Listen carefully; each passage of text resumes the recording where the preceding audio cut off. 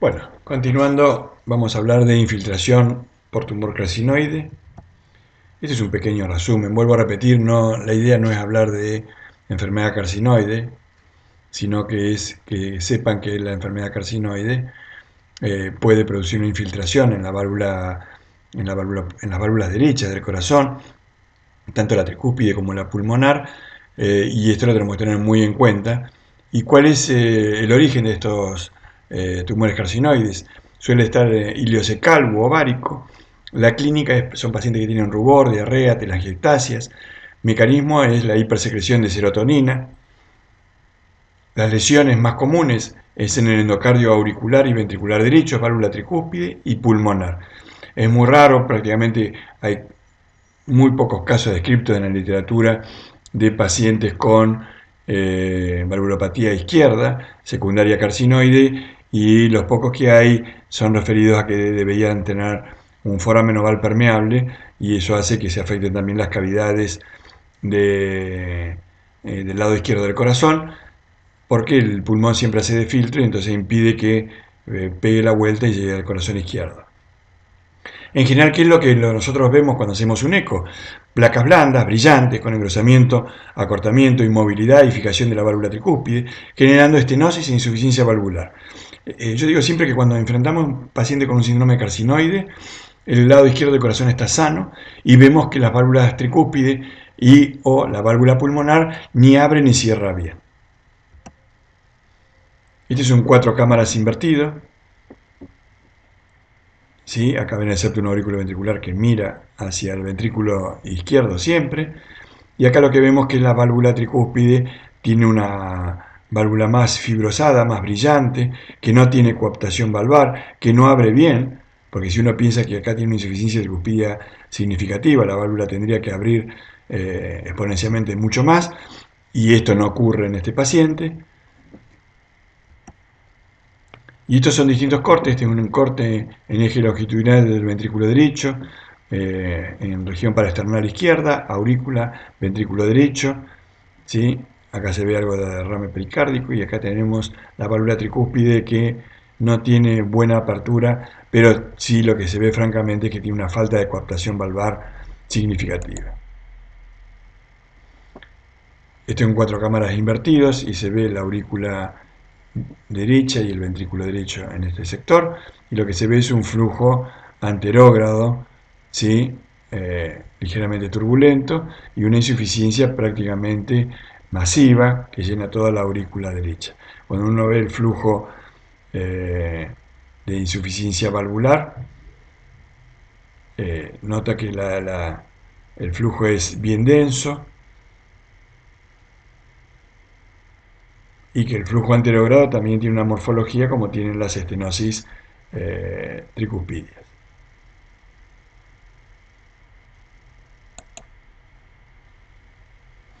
Este es otro paciente, fíjense, cavidades derechas muy dilatadas, movimiento anormal del septum tipo paradojal, la válvula acá excursiona un poquito más, está bien brillante, no tiene coaptación valvar y no hay enfermedad mitral reumática de este lado, porque sería el diagnóstico más frecuente uno a hacer.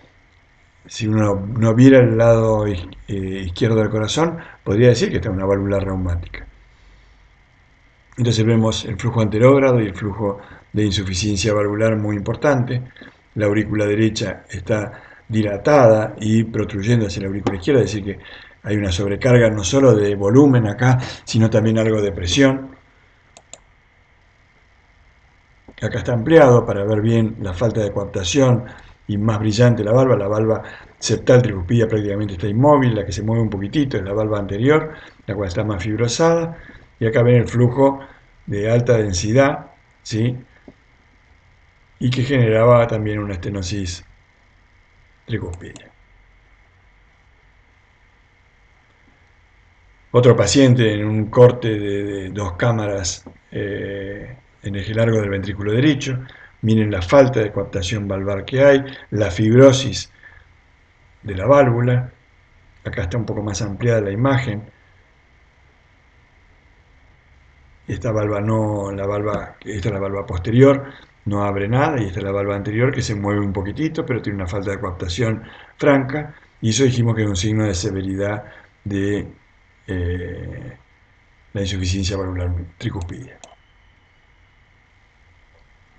En 4 cámaras es más fácil de ver, vemos que la válvula mitral no tiene patología orgánica, entonces esto lo único que nos queda pensar es que tenga una patología, ¿sí?, de la válvula tricúspide, y si el paciente tiene rash, tiene alguna patología de ese tipo, deberíamos pensar rápidamente en síndrome carcinoide.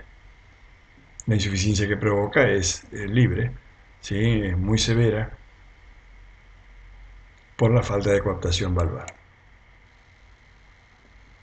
Un corte subxifoideo también. Lo que vemos siempre. La valva septal más fija, la valva anterior ligeramente móvil, la falta de coaptación valvar, la fibrosis que tiene esas placas nacaradas que se ven en la válvula.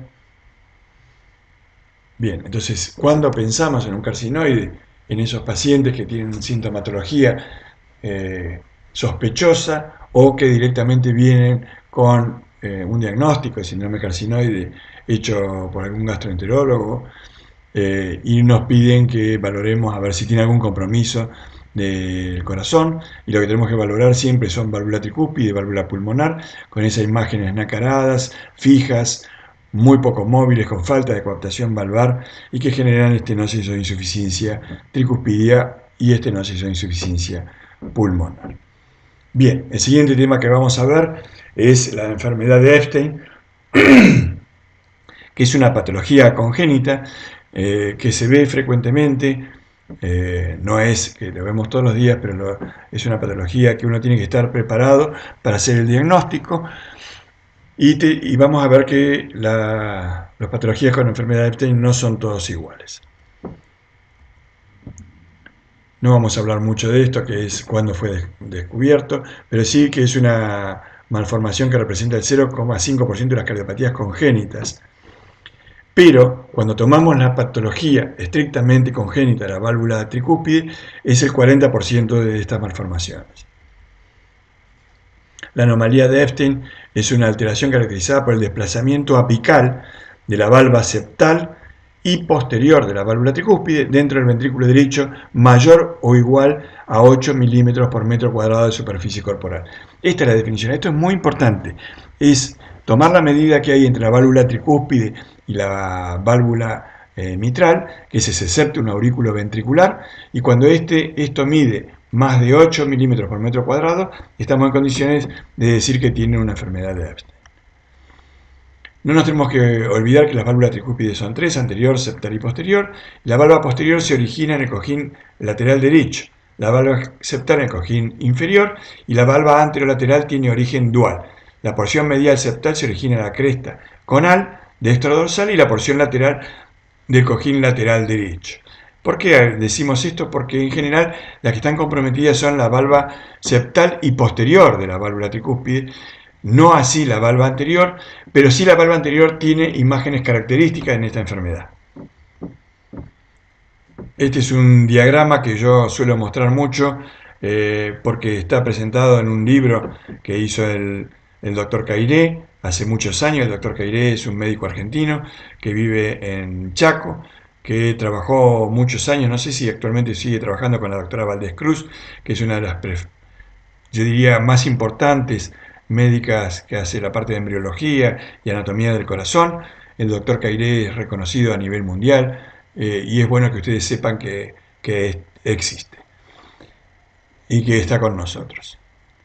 Este es un dibujo de esa primera publicación que hicieron. Ahora hace unos años, no muchos, se ha sacado un nuevo libro de cardiopatías congénitas y ecocardiografía. Y lo que vemos acá es que la valva septal tiene una inserción más apical y que la valva anterior es enorme. Y que, ¿por qué es enorme? Porque tiene que ir a tratar de contactar a la valva septal que está desplazada, porque si no, no habría nada de coaptación valvar. Entonces hay una porción de la valva septal hacia el ventrículo, hay una porción del ventrículo que se atrializa, ¿sí? Entonces eso se suma a la dilatación a la aurícula derecha propiamente dicha, y la aurícula derecha tiene dos porciones, una porción propia de la aurícula y una porción ventricularizada. ¿Qué quiere decir con esto? Que el ventrículo derecho funcional va a quedar como mucho más pequeño, y de esto va a ser lo más importante para hacer un diagnóstico de la severidad de esta enfermedad, de la porción funcional que tiene el ventrículo derecho. Entonces, ¿qué debemos buscar nosotros con el eco?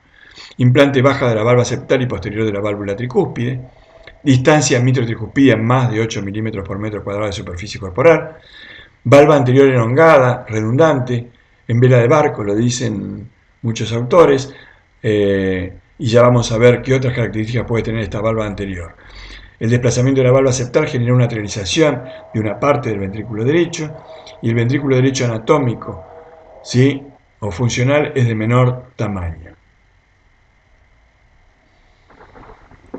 ¿Pero esto es todo lo que tenemos que buscar? No. Entonces tenemos que ver que haya una severa dilatación de la aurícula derecha, porque ya dijimos que tiene dos componentes, la aurícula propiamente dicha y el ventrículo auriculizado.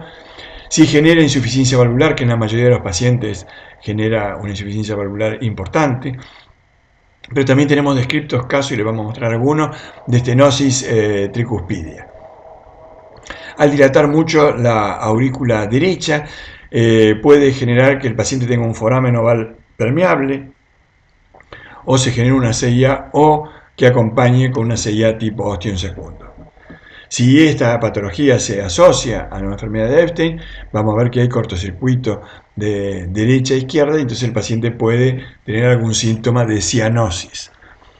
No debemos olvidarnos que en un 10 o un 20% también se asocia a síndrome de Wolff-Parkinson-White, es decir, que puede tener arritmias importantes de estos pacientes, y que tiene otras patologías en las cuales puede estar asociada, por ejemplo, como una estenosis pulmonar, una CIB, una transposición corregida de grandes vasos, un ductus arteriosos, una endomiocardiofibriosis, y eso ya lo vimos en un paciente anterior cuando vimos endomiocardiofibriosis.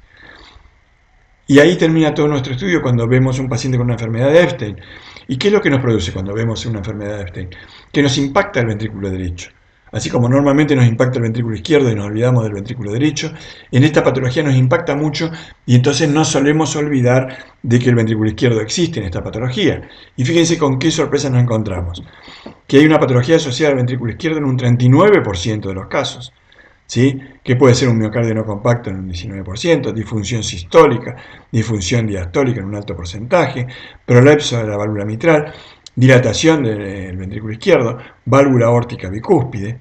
Es decir, que cuando estudiamos un paciente con una enfermedad de Epstein, no debemos olvidarnos de ver bien el ventrículo izquierdo.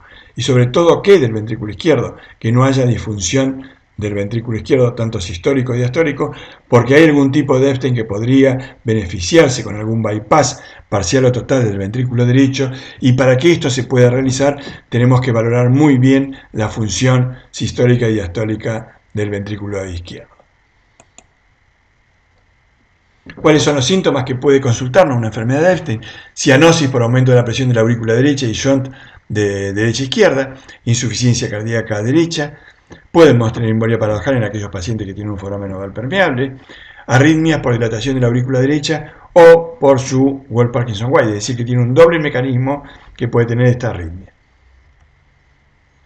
Vamos a hablar nada más de tratamiento quirúrgico en un minuto, que en qué pacientes lo indicamos de tratamiento quirúrgico. Solo en pacientes sintomáticos por cianosis progresiva, insuficiencia cardíaca grado 3-4, embolias paradojales, arritmias intratables. Fíjense que la cianosis progresiva y la embolia paradojal, la causa sería la misma, y estos pacientes a veces se ven beneficiados con un cierre, con dispositivo de la comunicación interauricular o del foramen oval permeable, y con lo mismo evitamos que la cianosis esté presente y que la embolia paradojal también esté presente. En el electrocardiograma vemos las P tricuspídeas tan características, ¿sí?, en precordiales derechas, INDE 2 de 3 y ABF, bien picudas y altas.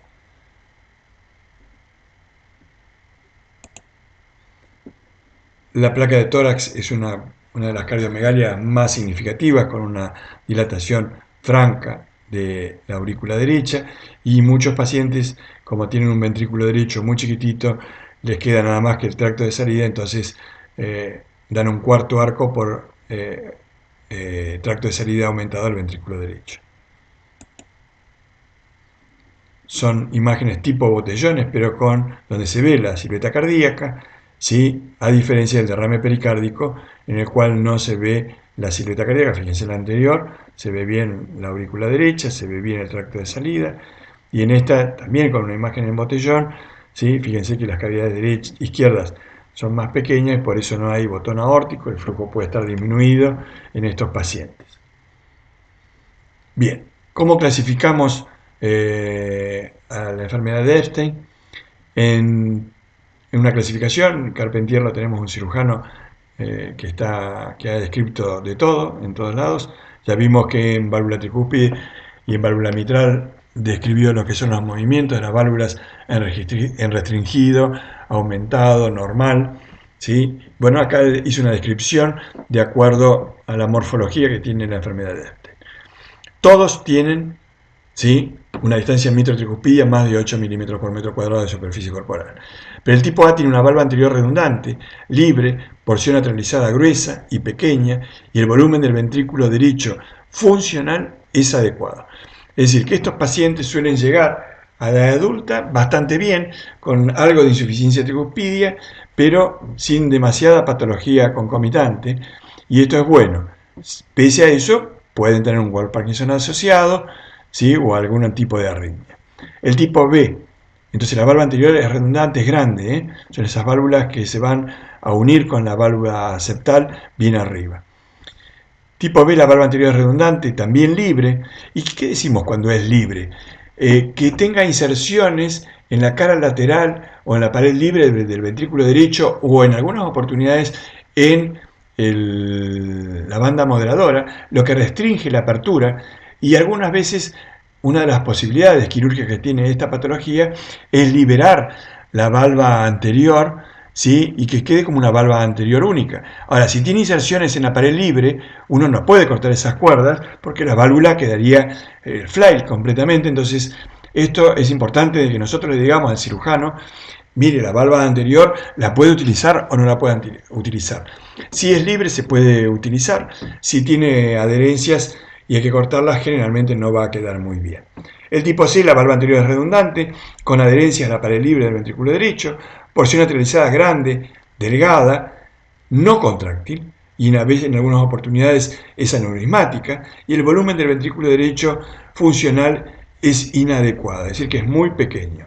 En el tipo B también es pequeño, pero alcanza a contraerse. En este ya es inadecuado y empieza a entrar en insuficiencia cardíaca. Y el tipo D, que es el peor, es valva anterior redundante con adherencias a la pared libre, porción atrializada grande, delgada, no contráctil, valva septal y posterior completamente adheridas, y el volumen del ventrículo derecho es inadecuado. ¿Y por qué también es importante la valva posterior? Porque es la que en general el cirujano puede utilizar para hacer plásticas valvulares, ¿sí? Y si la valva septal también y la posterior están las dos comprometidas, esto es más difícil de hacer. Vamos a mostrar algunos ejemplos. Fíjense, esta es una válvula mitral, la válvula tricúspide. Este es un paciente joven que jugaba al rugby, hijo de un cardiólogo, ¿sí?, que nos consulta porque le habían hecho un eco en el cual mostraba una insuficiencia tricuspidia más o menos importante, y entonces nos las envían a la consulta, y lo que se trataba era un Epstein leve, porque la distancia mitro-tricuspidia estaba casi en 1 centímetro por metro cuadrado de superficie corporal. La válvula captaba bastante bien, esta es una red de Chiari o una válvula de Eustaquio muy redundante, y generaba una insuficiencia tricuspidia de grado moderado como mucho. Nos preguntaron si el paciente podía seguir jugando al rugby. No estaba muy entusiasmado por seguir, así que lo dejamos seguir durante 1 año o 2 años más, y después ya dejó de jugar al rugby en forma competitiva. Hace una vida absolutamente normal, y lo vamos siguiendo a ver cómo evoluciona en su insuficiencia tricuspidia, y está más o menos hoy igual que en este momento, que fue el primer eco que le hicimos hace muchos años. En general, el estudio del ecocardiograma en una enfermedad de Epstein empieza el estudio en un eje mayor, como todo paciente adulto, y en el eje mayor ya nos llaman la atención dos cosas que son muy importantes. Una que es la dilatación de las cavidades derechas y otra que es el movimiento anormal tipo paradojal del septum, que es secundaria sobrecarga volumétrica del ventrículo derecho. Cuando nosotros vemos una dilatación importante del ventrículo derecho con un movimiento paradojal del septum en un eje mayor, pensamos en general en tres patologías. La primera y más frecuente es la comunicación interauricular. Es decir, que cuando ya vemos este eje mayor, yo estoy pensando en comunicación interauricular. En segundo caso, tengo que pensar en una enfermedad de Epstein, ¿sí? Y en general, la enfermedad de Epstein va acompañada con cuerdas anómalas, con cuerdas con una válvula muy grande, y entonces eso ya lo podemos ir viendo en este corte. Entonces, y la tercera causa pueden ser las displasias arritmogénicas del ventrículo derecho o, como la llaman hoy en día, miocardiopatía arritmogénica del ventrículo derecho. Cuando hacemos el eje menor, se nos marca mejor la dilatación del ventrículo derecho, la válvula tricúspide, que en este caso es muy grande, y se ve simultáneamente con la válvula mitral. Y eso en general no se ven las dos simultáneamente, salvo que las cavidades derechas estén muy dilatadas. Entonces, si uno corta acá, puede ver la válvula tricúspide y puede ver la válvula mitral. Eso nosotros lo hacíamos anteriormente, cuando hacíamos modo M, y entonces medíamos la distancia de cierre, que era más tardío en la válvula tricúspide con respecto a la válvula mitral. Y eso es lo que vemos acá. Vemos como que la válvula mitral y la válvula tricúspide está arriba. Vamos a congelar. La válvula tricúspide tiene un cierre más tardío que la válvula mitral, y cuando esto superaba los 120 milisegundos decíamos que estábamos en presencia de una enfermedad de Epstein. Pero el diagnóstico se hace fácilmente cuando uno hace un 4 cámaras, y cuando uno hace un 4 cámaras, ¿qué es lo que ve? Que la válvula tricúspide tiene una inserción muy apical, ¿sí? Y acá la vemos, y una válvula anterior que es muy elongada y que va a tratar de coaptar con esta válvula. La válvula no se ve inserciones en la pared libre, ¿sí? Entonces acá una de las cosas que podemos hacer es congelar y medir la distancia que hay entre el anillo tricuspidio y la punta del ventrículo derecho, y esto es el ventrículo derecho anatómico, ¿sí? Esto que está por debajo de la válvula tricúspide es el ventrículo derecho atrializado, y este es el ventrículo derecho funcional. Entonces uno correlaciona el tamaño del ventrículo derecho con el tamaño del ventrículo funcional, y cuando este es más de un 40 o un 50%, el ventrículo derecho funcionalmente es aceptable. Cuando es menos de un 30%, el ventrículo derecho es inadecuado, y esos pacientes en general andan mal y presentan insuficiencia cardíaca. Ahí está ampliada la imagen y se ve la valva septal francamente desplazada hacia la punta. Yo les había dicho que no tenía inserciones en la cara lateral, y acá tiene una pequeña inserción, ¿la ven? Muy chiquitita. Un corte en de dos cámaras, aurícula y ventrículo derecho, eje largo del ventrículo derecho. Y lo que vemos es que la porción lateralizada está la valva posterior, porque estamos bien en las dos cámaras, no se ve el septum interventricular. Este es la valva posterior, es decir, que también tiene una inserción la valva posterior más hacia la punta del ventrículo. Esta es la valva anterior elongada, y por debajo de esta valva posterior se ve que la porción atrializada del ventrículo tiene una zona disquinética, y eso no es bueno. Entonces tenemos, ¿por qué? Porque a veces podemos bajar la válvula, ¿sí? Ponemos un anillo acá, bajamos la válvula septal, pero esta porción nos va a quedar como ventrículo, y si está neurismática va a tener una muy mala función ventricular. Fíjense que la insuficiencia tricuspida no era severísima, ¿sí? Pese a que la válvula coapta muy alto. Y este es otro detalle a tener en cuenta y discutir un minutito ahora, porque muchos ecocardiografistas dicen que cuando hay una insuficiencia tricuspidia alta, ¿sí? Es decir, más hacia la punta del ventrículo derecho, es una enfermedad de Epstein, y esto no es así. Podemos tener muchas válvulas displásicas, podemos tener un tethering muy importante, es decir, un tironeamiento de la válvula hacia arriba, y entonces nos impresiona como que tiene una insuficiencia tricuspidia alta, y esto es verdad, pero no es debido a una enfermedad de Epstein, sino a una patología propia del ventrículo derecho que tironea las válvulas para arriba, como habíamos visto en esa displasia ritmogénica del ventrículo derecho. Otro paciente, fíjense, una distancia mitro-tricuspidia muy grande. Cuando esta distancia supera los 2 centímetros en valor real sin relacionarlo con la superficie corporal, ya estaríamos habilitando a un paciente adulto a decir que tiene una enfermedad de Epstein. Pero siempre hay que correlacionarlo. Y entonces vemos una válvula septal muy hacia la punta que tiene un movimiento muy restringido, y la valva anterior tiene una posición normal, porque se posiciona bien en el anillo tricuspidio, es muy elongada, muy grande, mixomatosa, que llega hasta este lugar. Pero si vemos con detenimiento la pared libre del ventrículo derecho, vemos que hay varias inserciones de esta cuerda, de esta valva hacia la pared libre. Ya que tenemos una, dos, por lo menos tres. Entonces esta valva no la podemos soltar para que quede como una válvula AV única, hacer una plástica nada más, porque este paciente se vería muy perjudicado. Acá la porción atrializada tiene una buena contractilidad y el tamaño total del ventrículo derecho funcional está en un 40%, es decir, que estaría aceptablemente bien el paciente, pero mire cuando le pusimos el Doppler color, ahí está la medición desde la valva anterior hasta la valva septal y había 5 centímetros, 5.06 centímetros. Ahí lo que se puede medir es el anillo, desde el anillo cuánto mide el ventrículo derecho, cuánto mide el ventrículo derecho funcional y hacer la correlación. Y la insuficiencia tricuspidia que presentaba este paciente era severísima. Fíjense que ocupa casi toda la aurícula derecha, que es enorme, que es una mega aurícula derecha. Y bueno, en estos casos siempre hay que mirar muy bien el foramen oval, porque esto es tan grande que puede generar un foramen oval permeable y cortocircuito de derecha a izquierda y el paciente empezará a tener cianosis. Este es un paciente que nos trajo muchas dudas, ¿sí? Porque no veíamos bien lo que estábamos viendo. Entonces veíamos bien la aurícula izquierda, que a simple vista no parecería muy grande. El ventrículo izquierdo, que parece un ventrículo chico. La aurícula derecha con un rechazo del septum interauricular.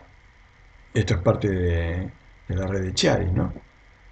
El septum interauricular que está rechazado hacia la aurícula izquierda, con una aurícula muy grande, ecogenicidad espontánea dentro de la aurícula derecha. El ventrículo derecho no lo veíamos porque estaba con esto ocupado, ¿sí? Y entonces, la verdad, decimos, ¿dónde está la válvula tricúspide? ¿Y qué será esto? ¿Qué no será esto? Y bueno, en principio, con esta imagen, lo que tenemos que decir es que la porción trabeculizada del ventrículo derecho está ocupada por un trombo que tiene contractilidad, este septum acá, es decir, que es un trombo ubicado sobre una pared contráctil, es decir, que es una miocardiopatía restrictiva, ¿sí? Del corazón derecho exclusivamente en este caso, y que genera una fibroelastosis endomiocárdica. Y lo que no veíamos era la válvula tricúspide, a ver si esto era una fibroelastosis endomiocárdica solo o también tenía desplazamiento de la válvula tricúspide. Porque vemos que existe esa combinación. Y en un eje corto, acá vemos el anillo tricuspidio donde está, y en cambio la valva septal tricuspidia está en hora 1, casi en hora 1, en hora 11, 12, si está muy desplazado en vez de en hora 9 como tendría que estar, es decir, que hay un desplazamiento franco de la valva septal, y en estos pacientes entonces teníamos un paciente que tenía un desplazamiento de la valva septal bien hacia la punta, entonces era una enfermedad de Epstein, más la imagen que habíamos visto de fibroelastosis endomiocárdica, entonces era una combinación de patologías. Entonces volvimos a esta imagen y entendimos un poquitito mejor lo que estaba pasando, pero se nos ocurrió decir, bueno, vamos a medir el área de la aurícula derecha, y el área de la aurícula derecha medía 100 centímetros cuadrados. Entonces, entonces se nos ocurrió medir el área de la aurícula izquierda, y el área de la aurícula izquierda medía 42 centímetros cuadrados. es decir, que teníamos una severa dilatación de la aurícula derecha, entonces nos pusimos a estudiar muy bien el ventrículo izquierdo y tenía un patrón restrictivo del ventrículo izquierdo.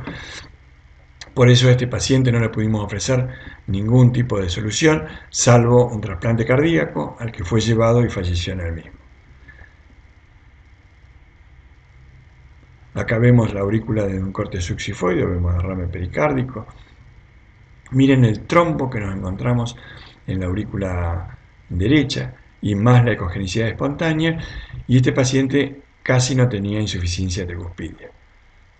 Las distancias eran realmente impactantes, 11 centímetros por 10, realmente era una cosa muy significativa. Bueno, como ven, vamos mechando distintos tipos de pacientes. En este paciente tenemos una distancia mitrotricuspidia muy aumentada, la válvula septal está quieta y la válvula anterior es una válvula realmente muy mixomatosa, muy elongada, no parece haber muchas cuerdas hacia la pared libre, pero la válvula es una válvula fly que ya espontáneamente sola se cae dentro de la aurícula y uno se imagina una insuficiencia tricuspidia masiva viniendo por este sector, que es lo que vemos acá. El flujo es laminar completamente y da toda la vuelta en la aurícula derecha. Entonces, siempre que vemos el eje mayor, vemos la dilatación de las cavidades derechas, movimiento paradojal del septum. Vemos en este caso una válvula tricúspide enorme, simultáneamente con la válvula mitral, y entonces el primer diagnóstico dijimos CIA, cuando vemos esta válvula nos gusta más para Epstein, pero decimos CIA, Epstein o displasia,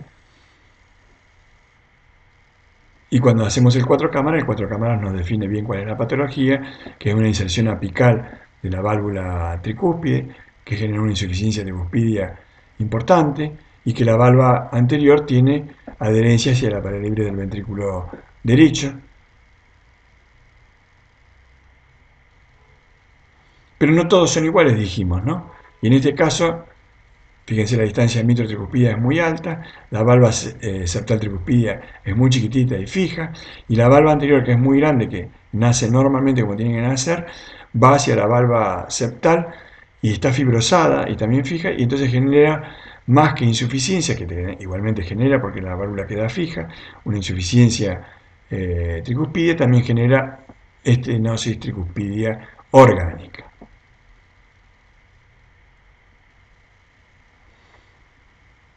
Este es otro paciente que nos llamaba la atención porque la dilatación de las cavidades derechas era muy importante. Vemos una válvula tricúspide importante con la válvula mitral, pero el septum nos llama la atención porque es un septum hipertrófico muy importante.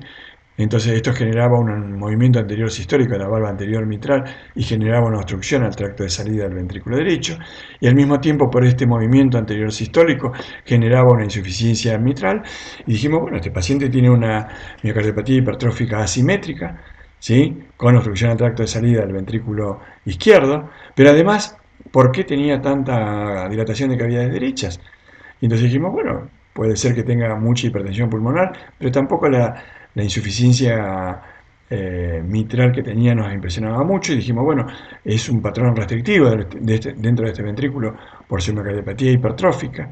Y cuando fuimos a ver un poquitito más, nos encontramos que el paciente tenía una hipertrofia importante, tenía también una bicúspide aórtica, pero la válvula tricúspide, fíjense, tiene una inserción en hora K 12-1, ¿sí?, muy desplazada hacia la derecha en la imagen, con una válvula tricúspide muy grande. Y entonces cuando vemos la válvula tricúspide nos encontramos que la válvula tricúspide tenía una inserción muy apical, ¿sí? Entonces esta era una paciente que tenía una miocardiopatía hipertrófica asimétrica, con una inserción de la válvula septal muy apical, es decir, que tenía también una enfermedad de Epstein. La válvula anterior era importante, con una imagen en vela de barco, y tiene alguna inserción hacia la pared libre del ventrículo derecho. La aurícula derecha era enorme porque tiene una aurícula derecha propia y un ventrículo atrializado, y el ventrículo derecho funcional era pequeño, era de un 30% del total. Fíjense la insuficiencia tricuspidia importante que generaba, y la insuficiencia mitral por submiocardiopatía más el flujo de la aorta, ¿sí?, en el tracto de salida. Acá se ve muy bien la hipertrofia y se ve muy bien la inserción más apical de la válvula tricúspide en este corte subxifoideo. Siempre mostramos lo mismo: válvulas tricúspide grande, ventrículo derecho dilatado, movimiento paradojal del septum. Fíjense que válvula tricúspide enorme, muy redundante. Y cuando vemos el corte de 4 cámaras, vemos que la valva septal tiene una inserción bien apical, la valva anterior tiene inserciones a la pared libre del ventrículo derecho, el ventrículo derecho funcional es de un 30% del total del ventrículo derecho, es decir, que tiene un ventrículo inadecuado, con inserción en la cara lateral. Este es un tipo C, casi D. Esperen, nos vamos para atrás. Y la insuficiencia tricúspide, fíjense qué pegadito está hacia el septum interventricular y va pegando toda la vuelta. La insuficiencia tricúspide importante en un paciente con una enfermedad de Aft.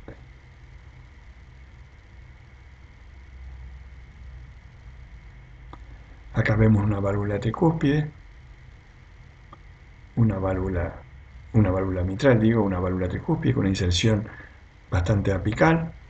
Y cuando miramos bien el ventrículo derecho, vemos trabeculizaciones en la punta, ¿sí?, en la punta, en la cara lateral del ventrículo izquierdo, hasta esta porción del septum. Y esto es una displasia, un miocardio no compactado, que se suma a una enfermedad de Epstein.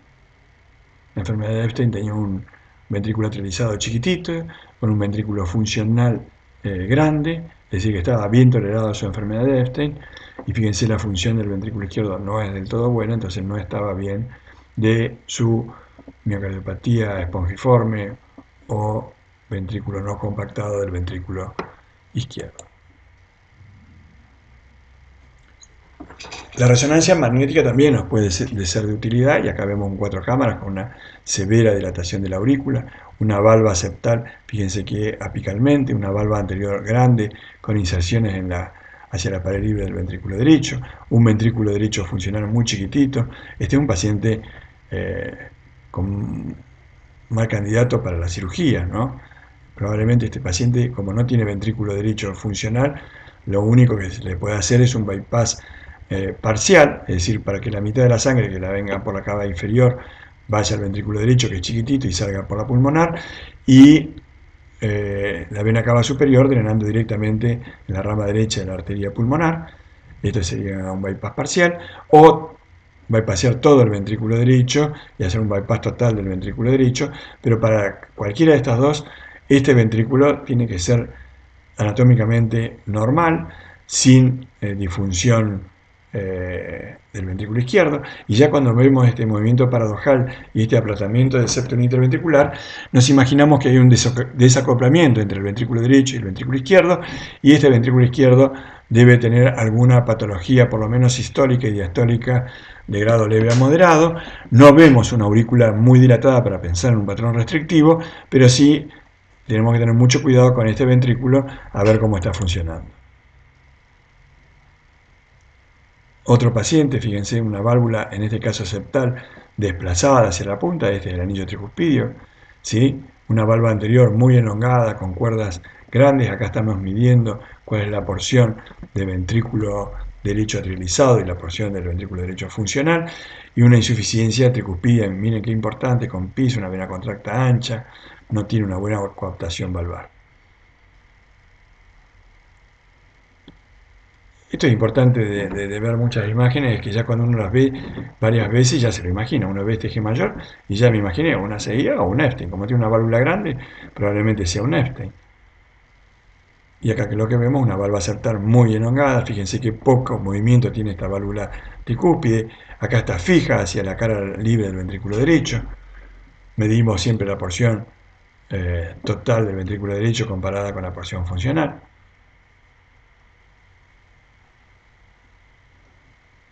Ya estamos llegando al final de Epstein. Ventrículo derecho dilatado, movimiento paradojal, ¿sí? No está tan grande el ventrículo derecho, pero si miramos en 4 cámaras mide más que el ventrículo izquierdo, una inserción bien apical, prácticamente tiene una sola inserción en la cara lateral acá y tiene una insuficiencia tricuspidia moderada, no digamos severa, pero importante.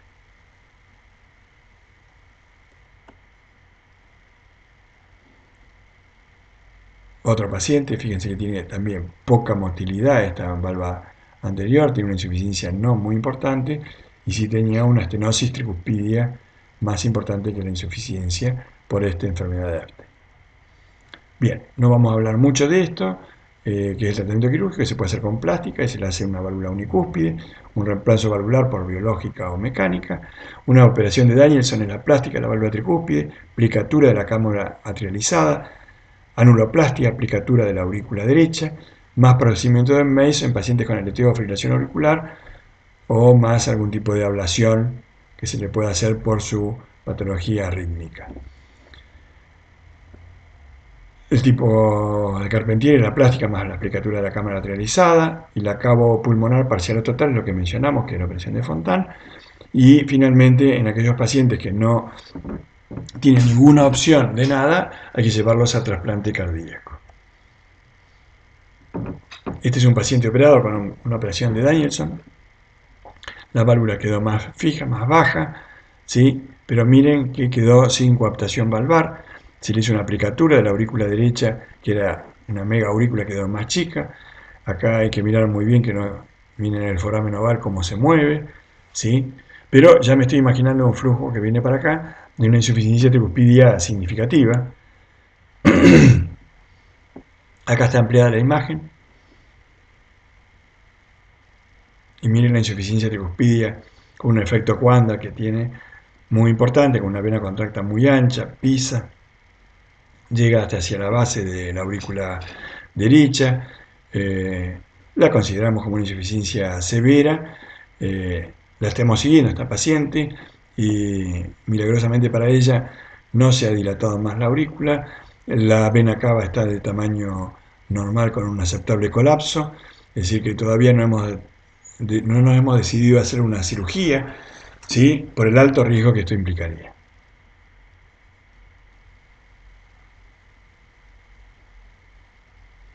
Siempre vemos lo mismo, movimiento paradojal, dilatación, la distancia mitro-tricuspidia está aumentada, pero si miramos con detenimiento, esta distancia mitro-tricuspidia tenía 0,7 centímetros por metro cuadrado de superficie corporal. ¿Qué quiere decir? Que no es una enfermedad de Epstein. Y cuando vemos el lugar de coaptación parece muy alto, ¿no? Es lo que decíamos. Esta es una válvula displásica, ¿sí? Con una coaptación alta y por eso genera una insuficiencia tricuspidia alta. Entonces, esto no es una enfermedad de Epstein, sino que es una válvula displásica. Otro paciente, fíjense, si lo miramos rápidamente, hasta nos parece que esta es la válvula septal, pero esta es la banda moderadora. La válvula septal está acá, esta es la válvula tricúspide, tiene una distancia mitro-tricuspidia del 0,6 por metro cuadrado de superficie corporal, milímetros. Entonces estábamos bien, pero miren la valva anterior es grande, está enhongada, tiene cuerdas que van hacia la cara libre del ventrículo derecho, la valva septal tiene cuerdas que van hacia el septum interventricular, hay una falta de coaptación franca, esta es una válvula displásica, ¿sí? Que algunos la podrían confundir con una enfermedad de Epstein, pero no lo es una válvula displásica con falta de coaptación valvar, ¿sí?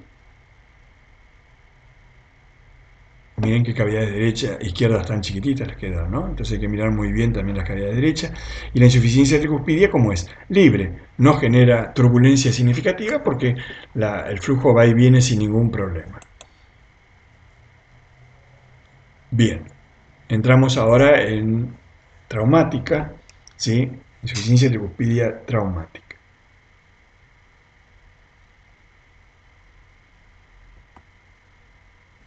Bien, las lesiones valvulares postraumáticas son difíciles de diagnosticar, ya que se producen en el contexto de un enfermo politraumatizado. En general son pacientes que han tenido accidentes de tránsito, con un golpe del manubrio en el medio del pecho. Ustedes saben que ahí tenemos el esternón y por detrás del esternón tenemos el ventrículo anteromedio, que se puede ver fácilmente comprometido con esto. Y como el paciente pasa desapercibido, tiene además una disección de la aorta o tiene mucho dolor, no suele verse bien la válvula tricúspide y es una posibilidad a tener en cuenta. Las lesiones cardíacas se producen habitualmente por heridas penetrantes. En el caso de la válvula tricúspide, la mayoría de los casos descritos se han presentado en traumatismos cerrados de tórax, pero vamos a ver en algunas heridas penetrantes también. En traumatismos torácicos, la válvula más frecuente afectada es la aórtica, y por eso se produce la disección aórtica, seguida de la mitral y la tricúspide. La fisiopatología habitual de la lesión consiste en una desaceleración brusca en el contexto de un aumento de la presión en la cavidad derecha, valsalva y compresión de tórax. Lo más frecuente es una ruptura de las cuerdas tendinosas seguida de una ruptura del músculo papilar anterior y de desgarro o desinserción de una de las valvas, sobre todo la valva anterior. Y esta es la imagen que vemos. En este caso la afectada es la valva septal, ¿sí? Fíjense que la valva septal está fly, con un movimiento hacia la aurícula derecha. Las cavidades de la aurícula derecha están dilatadas. No hay coaptación valvar. El ventrículo derecho está dando la punta, es decir, que también está dilatado.